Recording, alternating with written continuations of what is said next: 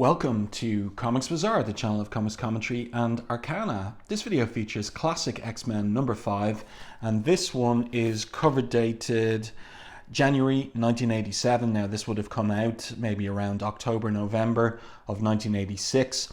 You can see the cover here. This is a reprint. The main event is the reprint of Uncanny X-Men number 97, and we have an Arthur Adams cover for that, inked by P. Craig Russell. But what I'm interested in is the backup story, the 12-pager by Chris Claremont and John Bolton. We see the credits here: Claremont writer, John Bolton penciler and inker, and he's inking his work with a brush. Letters by Tom Orzechowski and Glynis Oliver on the backup piece. So we've got some inside spot illustrations there by Arthur Adams. As I said, there's a reprint of issue number 97 by Claremont and Dave Cockrum. Let's get a little bit past that and to the backup story at the end of the issue. So this one features Colossus, and the setting is Brighton Beach, Brooklyn. And the title of the story is Prison of the Heart. And the third-person narration begins: he knew everyone by face and by name in his hometown, the Ust-Ordinsky Collective, 1,237 souls. In New York, there are 8 million. The tallest building he had ever seen was 11 stories, and it seemed to tower over the Siberian landscape. Here, it wouldn't even be noticed. He'd swum in Lake Baikal, the largest enclosed body of water in the world, but never a real ocean, never flown in a plane. He was a farmer. He thought that was all he'd ever be, until he met Charles Xavier and his life was changed forever. Then he was Peter Nikolaevich Rasputin. Now he's Colossus, mutant X-Man hero. He's been places, seen and done things that he never even dreamed of. It still doesn't seem quite real, but he's still a young man away from home for the first time, which is why on occasion he visits little Odessa to hear the words, taste the food, experience a sense of the land and people he misses so. So this is classic Claremont in the first period of his work on the X-Men, where he is delving deeply into who these characters are, what their backstories are, what their histories are, what makes them tick. And the opportunity afforded him by Classic X-Men, the reprints, was to return to earlier periods of these characters and their history, and show, in this case, how Peter Rasputin, a citizen of the Soviet Union in the late 70s, early 80s, is fitting in to a completely different world, the free world of New York City. And here he is with a little bit of homesickness, and that's what's brought him to this particular part of Brooklyn, little Odessa.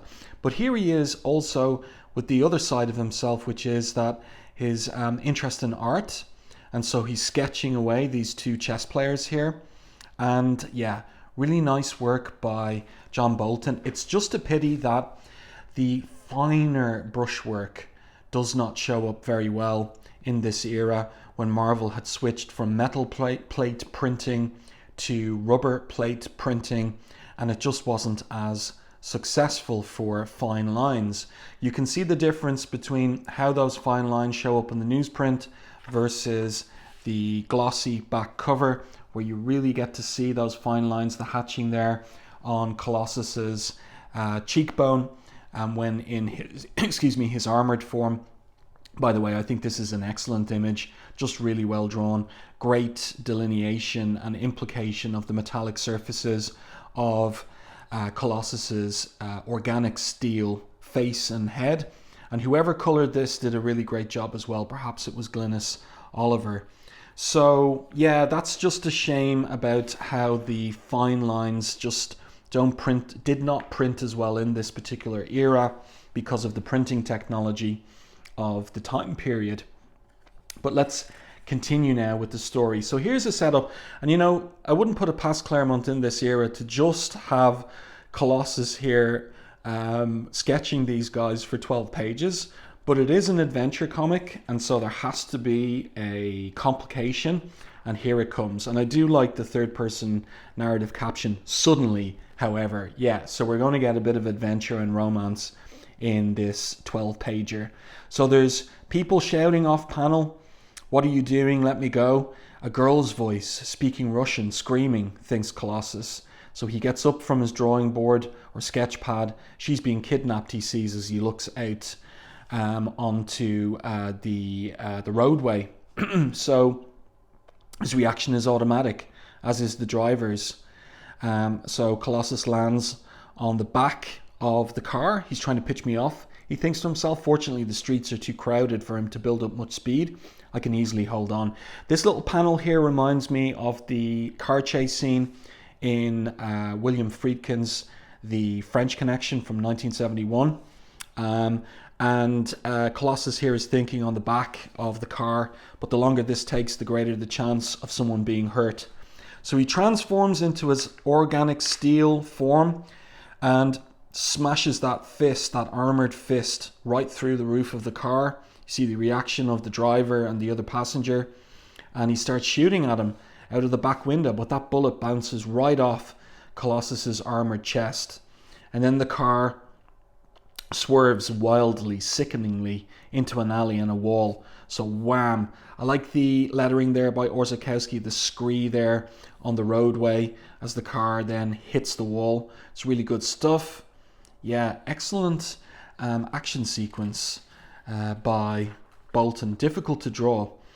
And so then I like this little kind of sequence as well, where the guy is looking back. That's got rid of the fool. I'll reverse this out of here. But the car starts to pitch upwards. Colossus has grabbed the front of it and smashes it, so the lads run off.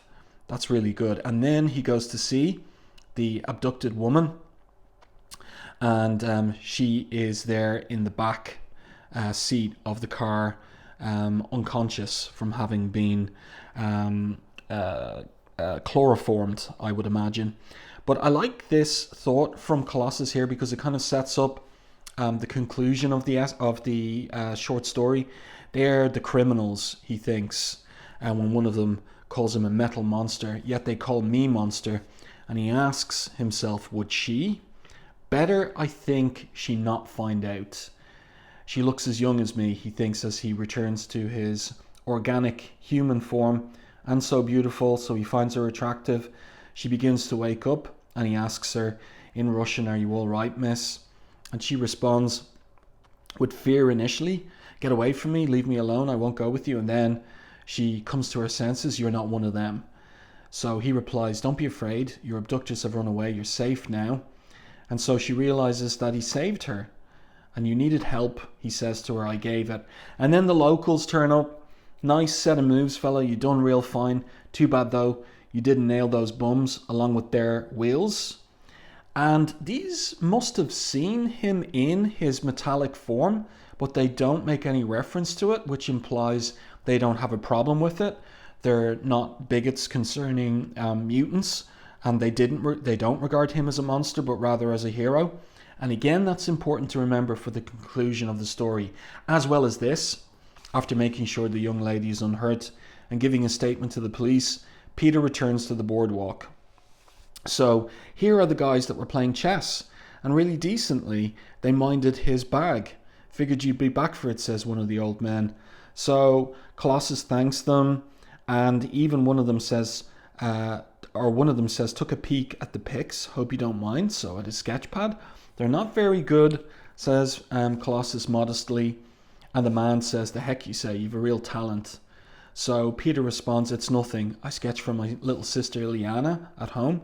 My pencil can create far better pictures of this land than my poor words." So the man says there, "She's a lucky girl." Looks like Bolton might have been using some photo reference for this guy's features.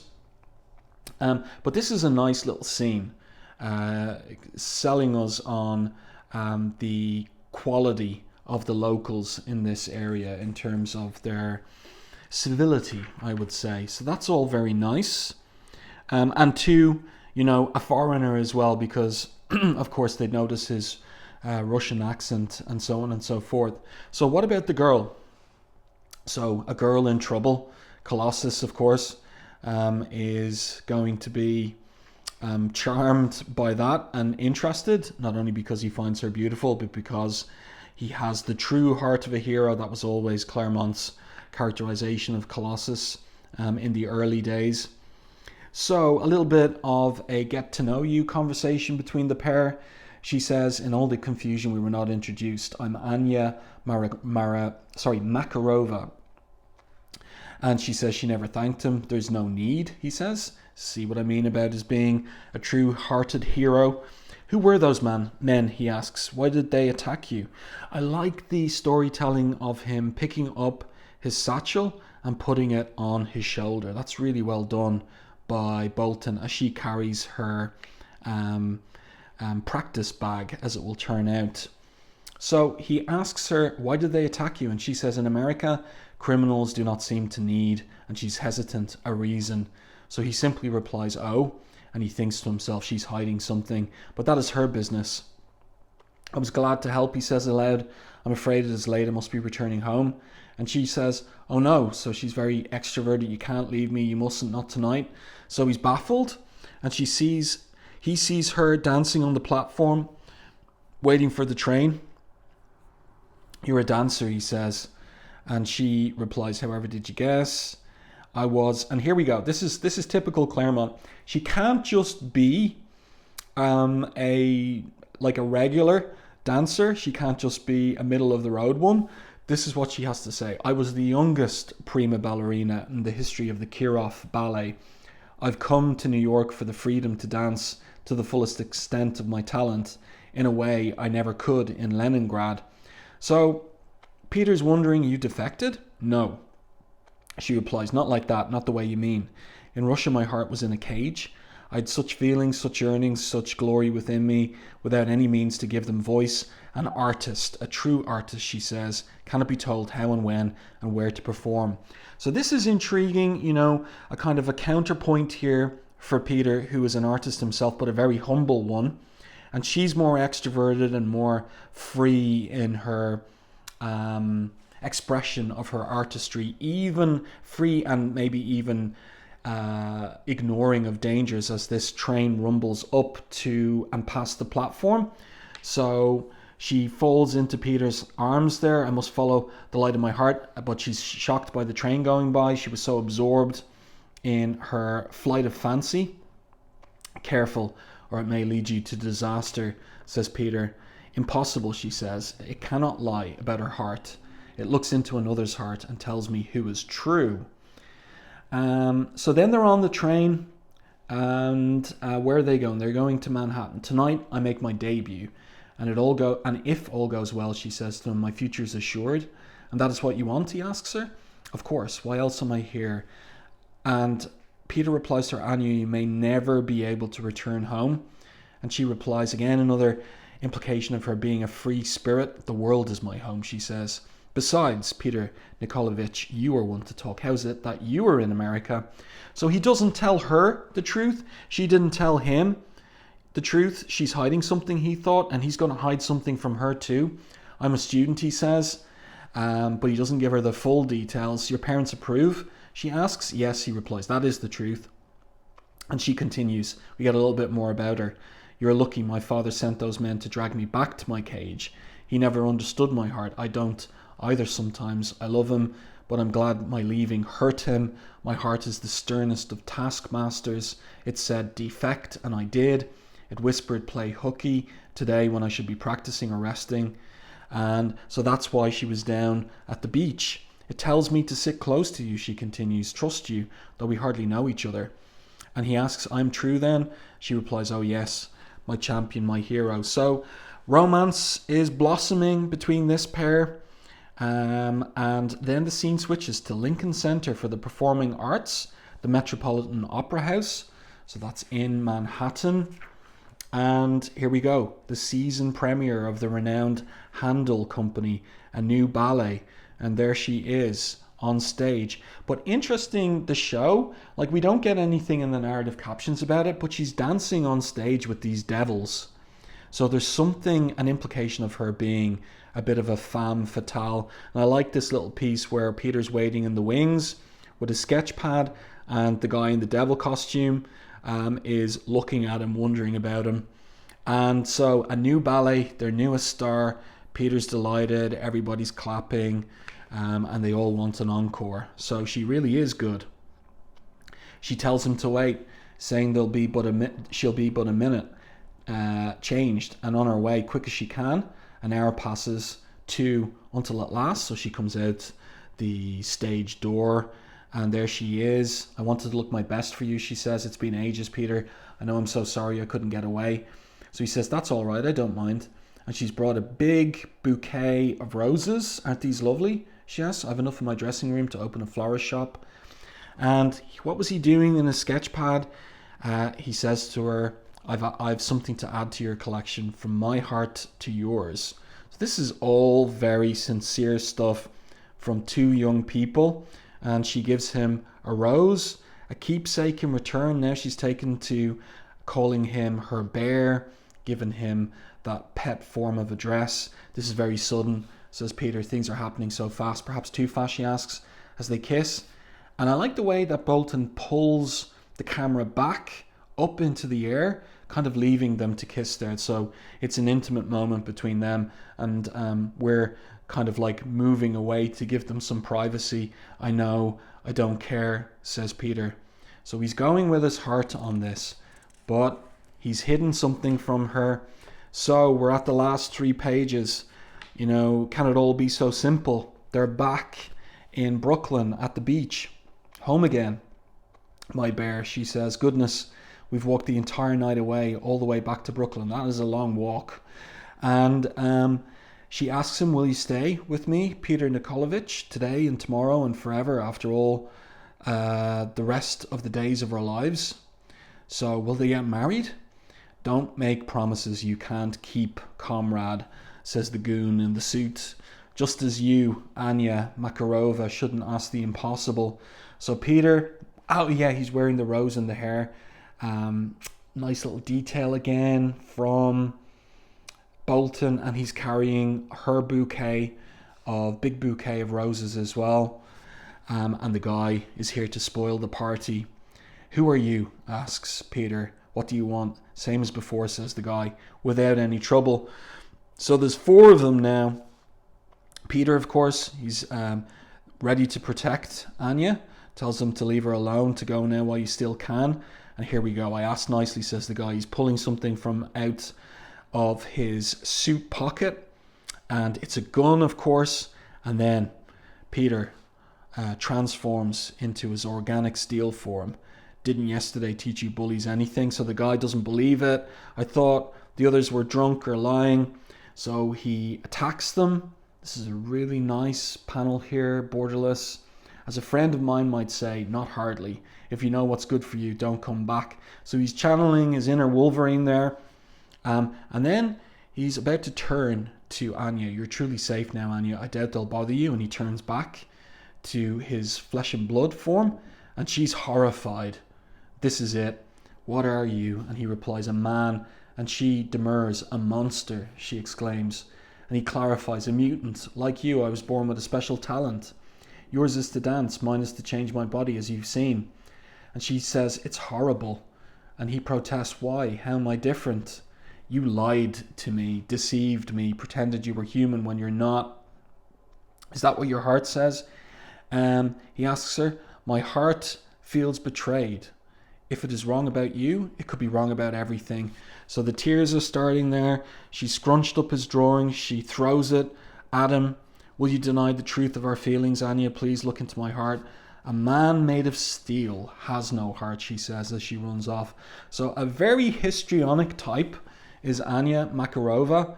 And I suppose we might say that poor old Peter dodged a bullet there. But I really like the last page. The last page is so well thought out by Claremont. Let's turn to it. Look at this. Almost no words. So we see the look on Peter's face. He's devastated, and he picks up the drawing silently from the ground. Borderless panel, that's really well done. He leans on the fence. The day passes to the nighttime, and then he's made a decision.